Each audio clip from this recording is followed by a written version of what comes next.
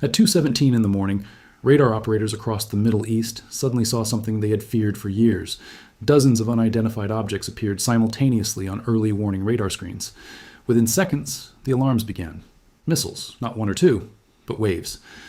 Before we break down what happened and how this conflict could reshape modern warfare, I'd make sure you're subscribed to the channel for more deep geopolitical and military documentaries. Ballistic trajectories rising high above the atmosphere, followed by lower, slower objects moving across the radar in unpredictable paths. Some were fast, others were almost invisible. Air defense batteries immediately activated. Interceptor missiles launched into the night sky. Explosions lit up the darkness above major cities. For the first time in decades, the world was witnessing a new type of conflict. Not a traditional war between armies, but a technological confrontation between missiles, drones, radars, and air defense systems. A conflict where even the most powerful militaries on Earth were discovering something deeply unsettling. Modern warfare was changing, and the balance of power might be changing with it. The question was no longer whether this conflict could happen. The question was far more alarming. How could smaller or weaker powers challenge the most advanced militaries in the world? Context: the escalation that triggered the crisis. To understand this conflict, we have to look at the strategic tensions that have been building across the Middle East for years. The region has long been one of the most volatile geopolitical environments on the planet. Major powers, regional rivals, energy supply routes, and global trade corridors all intersect here. But the real shift began during the past decade.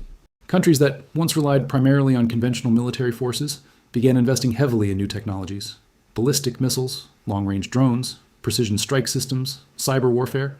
These technologies offered something extremely valuable to countries that could not match the massive military budgets of global superpowers. They provided asymmetric power.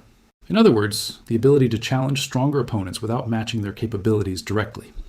Tensions escalated after a series of covert strikes, cyber operations, and targeted assassinations across the region. Each side blamed the other. Each side denied responsibility, but the strategic competition continued to intensify. Then came the incident that pushed the region to the edge. A major military installation was struck by long-range missiles. Satellite imagery showed damage to infrastructure. Both sides issued conflicting statements. One side claimed it was a defensive response.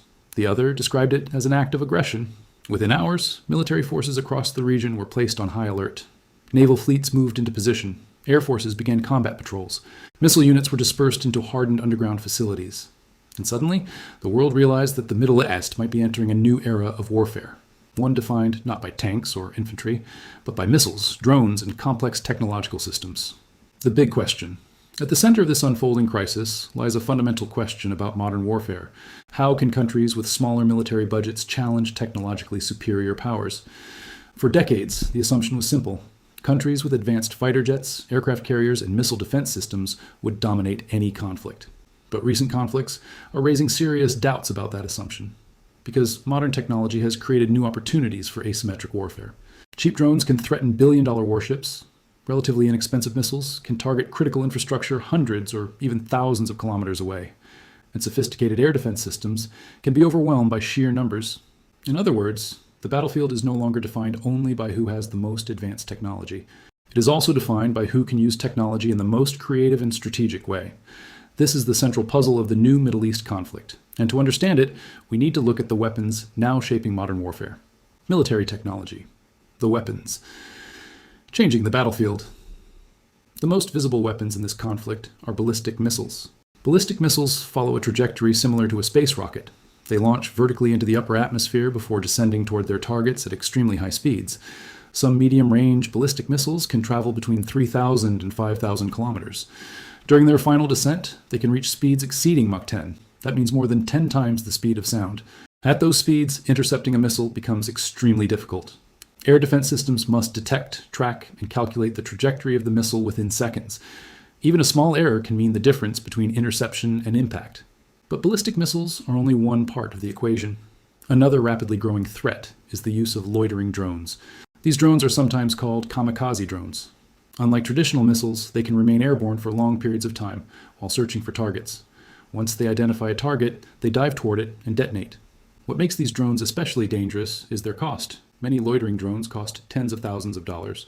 In contrast, the interceptor missiles used to shoot them down can cost hundreds of thousands or even millions of dollars. This creates a serious strategic problem known as cost imbalance warfare. In simple terms, the attacker can spend far less money than the defender. And if enough drones are launched at once, even advanced air defense systems can struggle to keep up. Another major development is the increasing use of hypersonic weapons. Hypersonic missiles travel at speeds greater than Mach 5 and can maneuver during flight. Traditional ballistic missiles follow predictable paths. Hypersonic weapons do not. They can change direction during flight, making interception significantly more difficult. Although still relatively rare, hypersonic technology is rapidly advancing and may play a major role in future conflicts. Meanwhile, air defense systems are also evolving. Modern air defense networks rely on multiple layers. Long-range radar systems detect incoming threats hundreds of kilometers away. Interceptor missiles attempt to destroy ballistic missiles outside the atmosphere. Closer to the target, shorter-range systems defend against drones and cruise missiles.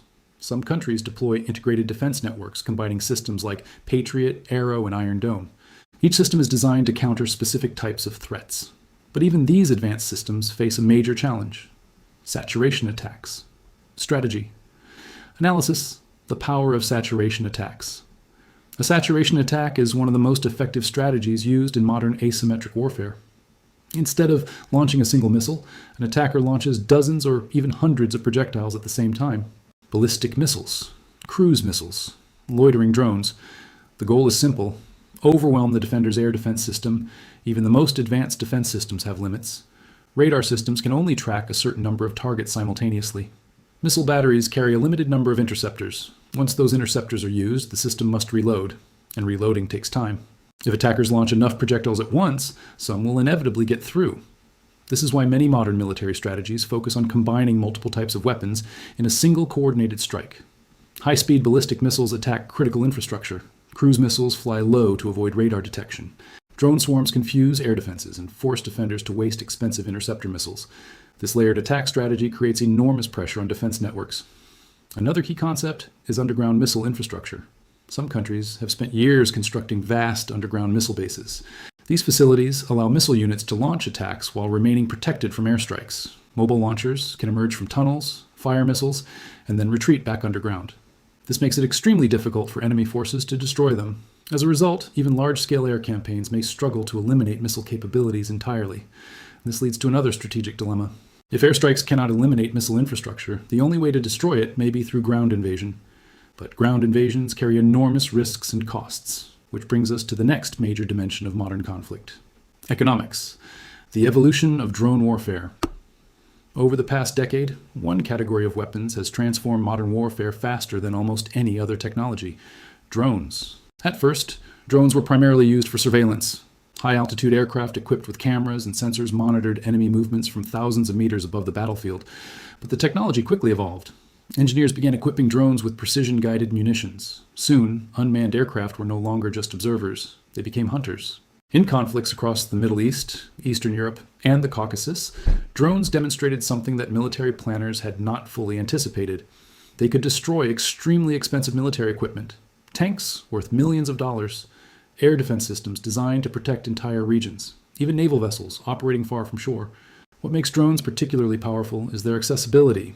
Unlike fighter jets or advanced missile systems, drones can be produced relatively cheaply. Some military drones cost several $1,000,000, but many attack drones cost less than a modern armored vehicle, and smaller loitering drones can cost even less.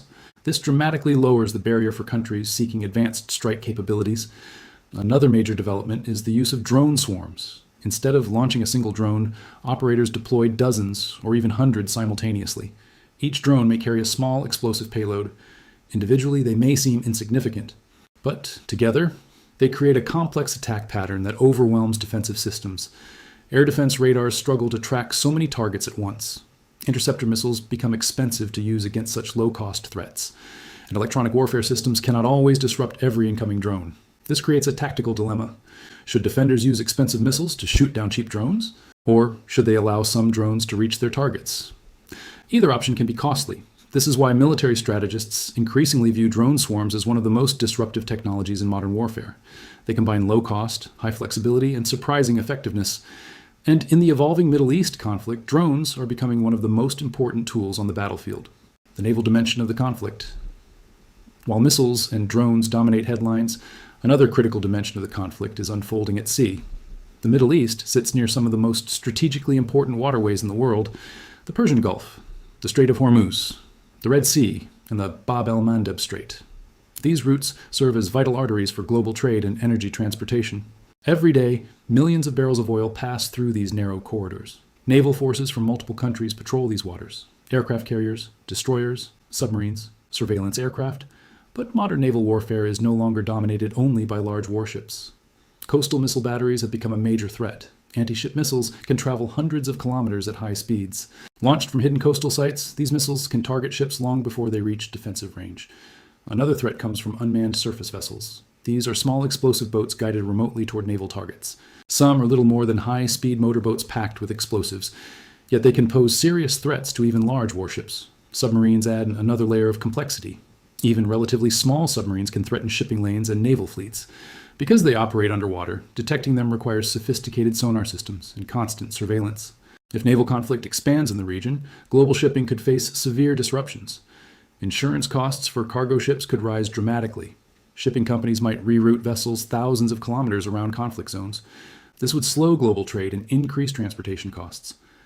In the modern global economy, maritime security is directly connected to economic stability, which means naval conflict in the Middle East would not remain a regional issue. It would quickly become a global concern: the role of intelligence in cyber warfare.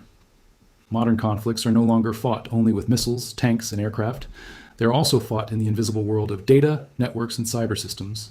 Intelligence plays a crucial role in every military operation. Satellite imagery, signals interception, electronic surveillance.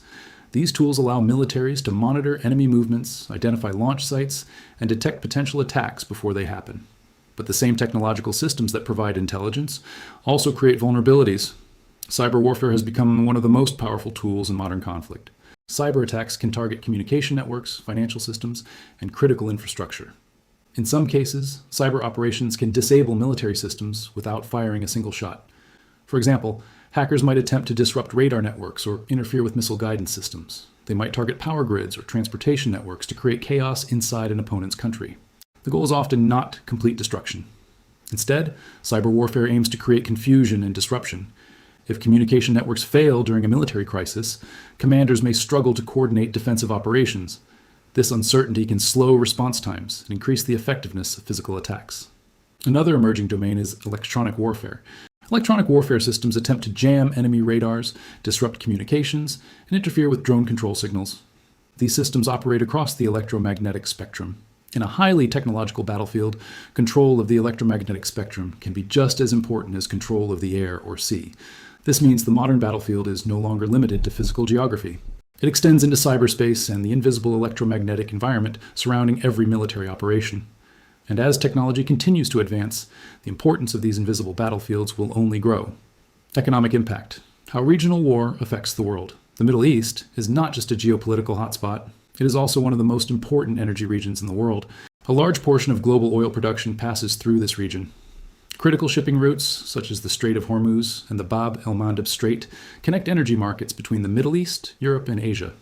Even small disruptions in these areas can have global consequences. If shipping lanes become unsafe due to missile attacks or drone strikes, insurance costs for cargo ships can rise dramatically. Shipping companies may reroute vessels thousands of kilometers around dangerous zones. These delays increase transportation costs. Higher transportation costs raise the price of goods worldwide. Oil markets are particularly sensitive to instability in the region. Even rumors of conflict can cause oil prices to spike. Higher oil prices affect everything from transportation to electricity generation. This contributes to inflation across the global economy. Energy importing countries face rising costs. Developing economies can experience severe economic pressure. In other words, a regional military conflict can quickly become a global economic problem. And this creates enormous pressure on political leaders to prevent escalation. But preventing escalation is not always easy, because leaders face difficult strategic choices. Political dilemmas: the strategic trap. Political leaders involved in the conflict face a dangerous strategic trap. If they respond aggressively to attacks, the conflict could escalate into a large-scale regional war. But if they fail to respond strongly enough, they risk appearing weak. And weakness can invite further attacks. Military retaliation may deter future strikes. But retaliation also increases the risk of counter-retaliation. Each escalation step makes the situation more unpredictable. Diplomacy offers another option. Negotiations, ceasefires, and international mediation can reduce tensions. But diplomacy takes time. And during periods of high tension, military commanders must prepare for worst-case scenarios. Another major concern is alliance dynamics. Regional conflicts rarely stay regional. Allies may feel obligated to provide support. Military bases, naval fleets, and air forces from outside the region may become involved. Once multiple powers are involved, the risk of miscalculation increases dramatically. History has shown that wars sometimes begin not because leaders want them, but because events spiral out of control, which raises the most important question of all. Where does this conflict go next? Future scenarios. Military analysts generally describe 3 possible outcomes for conflicts like this. Each scenario carries very different consequences. Scenario 1, diplomatic ceasefire. In the first scenario, international pressure leads to a negotiated ceasefire. Both sides agree to reduce military operations and return to indirect confrontation through diplomacy and limited proxy conflicts. This scenario would likely involve mediation by major powers or international organizations. Missile strikes would stop, shipping lanes would stabilize, energy markets would calm, but the underlying tensions would remain unresolved. The conflict would essentially be frozen rather than solved. Scenario 2, prolonged war of attrition. The second scenario involves a prolonged war of attrition. Instead of a short conflict, both sides engage in continuous limited strikes over months or even years. Missiles target military infrastructure. Drones attack supply depots. Cyber operations disrupt communications and financial networks. This type of conflict is designed to slowly weaken the opponent. Neither side achieves a decisive victory, but both suffer economic and military losses. War of attrition can be extremely dangerous because it normalizes ongoing conflict. Each side gradually increases the intensity of attacks, and over time, the risk of accidental escalation grows. Scenario 3, catastrophic escalation. The third scenario is the most dangerous. A major strike causes massive casualties or destroys critical infrastructure. Political pressure forces leaders to respond with overwhelming force. Air campaigns expand, naval fleets engage, ground forces mobilize, regional allies join the conflict. At this stage, the conflict could spread across multiple countries. Global energy markets would experience severe disruption. International trade routes could become unsafe. The consequences would not be limited to the Middle East. They would affect the entire global economy. This scenario remains unlikely, but in highly volatile conflicts, unlikely scenarios sometimes become reality. Big picture conclusion: the future of warfare. The events unfolding in the Middle East are part of a much larger transformation in global warfare. For most of the 20th century, military power was defined by large conventional forces. Aircraft carriers, heavy bombers, armored divisions. But the 21st century battlefield looks very different. Cheap drones can threaten billion-dollar military systems. Missile technology allows smaller countries to strike targets thousands of kilometers away. Cyber warfare can disrupt entire economies without firing a single shot. And asymmetric strategies allow weaker powers to challenge stronger opponents in ways that were previously impossible. The result is a world where traditional military superiority does not always guarantee victory. Instead, modern warfare increasingly revolves around strategy, technology, and adaptability. The Middle East conflict is not just about regional politics. It is a preview of how future wars may be fought. Wars where missiles, drones, and economic pressure reshape the global balance of power.